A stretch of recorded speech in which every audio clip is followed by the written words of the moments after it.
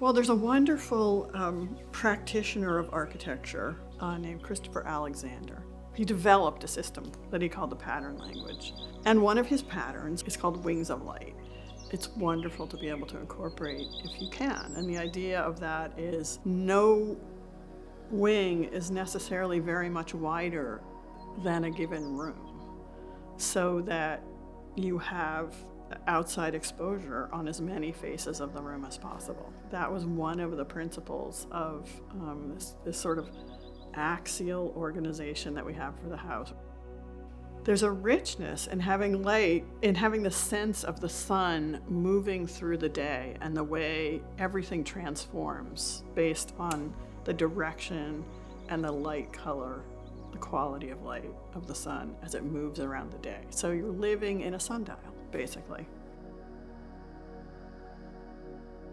My name is Pi Smith. I am one of the principals at Smith & Van Sant Architects. We were part of the design team that created not just the house, but the landscape and environment. Where to start? We have a whole wing that works at a half-level offset from the main house, and that introduces a sort of degree of removal. Having a wing that's at a half-light relationship to all the others also permits spaces in what is a large house to feel relatively close to each other. One only has to go half a flight to get to the next destination or the next space. At each half level, there's some important space, and they all pinwheel off of that central corridor and the stair.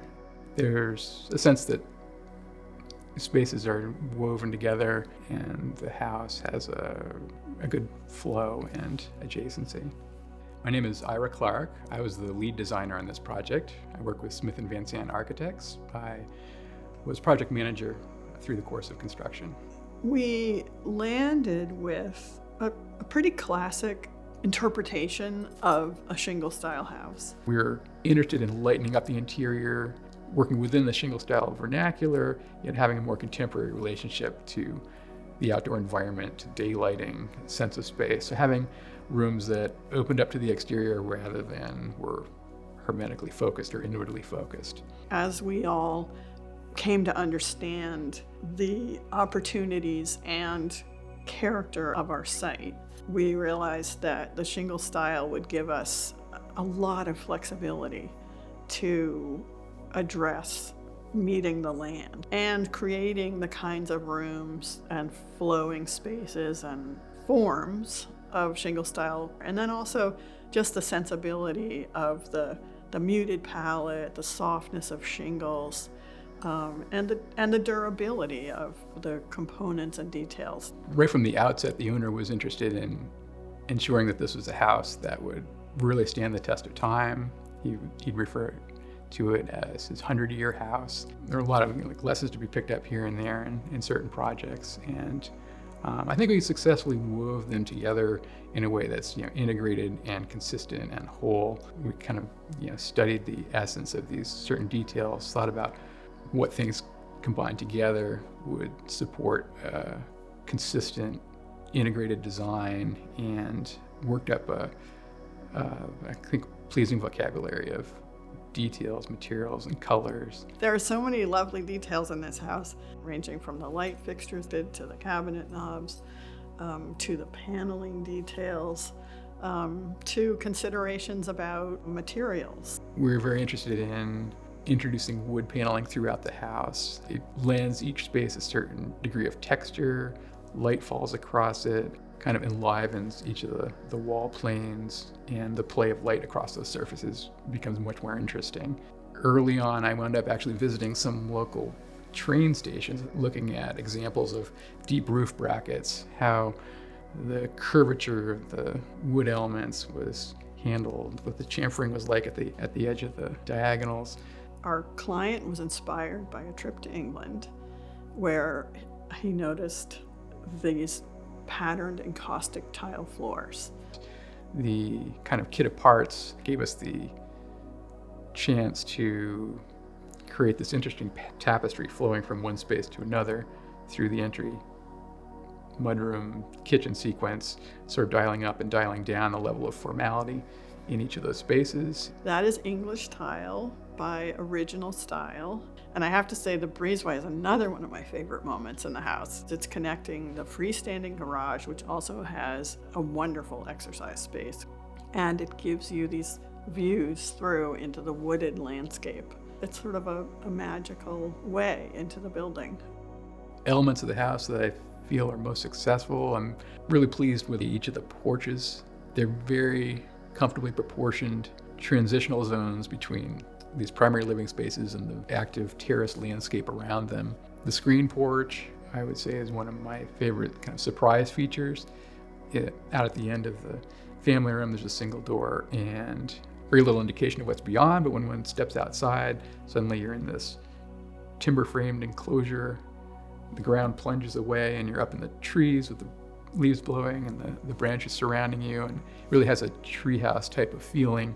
That dining room is absolutely a container for family life. It has the curved front, which means that you really feel surrounded by light and landscape. It's a very intimate scale, gets you right to the porch, and there are French doors into the inglenook, which is another really lovely little spot in this house. It has a masonry heater and this beautiful stone wall, and it has these borrowed windows that go through into the dining room. So from either of these spaces, you're aware of the other space. It's a formal dining room, but it's also open to the kitchen. And that's actually kind of hard to do.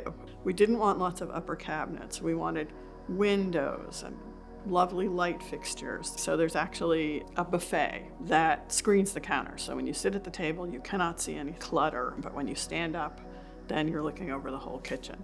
They're very much continuous spaces. We're able to help give this project a sense of continuity inside and out by bringing some of the stone features in a refined way to the interior. We have your carefully detailed, proportioned living room fireplace, and that stone reappears on the opposite side in the inglenook, so one can sense the movement of the masonry up through the house. And we needed to get through that to get to the master suite. So we split the chimneys and created an arch between them and brought the stonework from this level up into the master suite.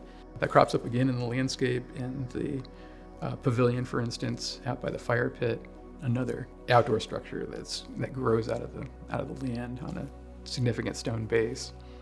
What we were trying to achieve for the homeowners was to create a really comfortable family home. We wanted it to function really well for them, to support the different aspects of their life, ranging from smaller scale family moments to larger scale entertaining. We wanted to give them surprise and whimsies. It would be such a great house for grandchildren. They're just these moments of discovery, like secret windows into skylight shafts or attics with great little view places. There are just lots of sweet little moments that I think made this house a fun adventure for children to grow up in, and hopefully for future generations.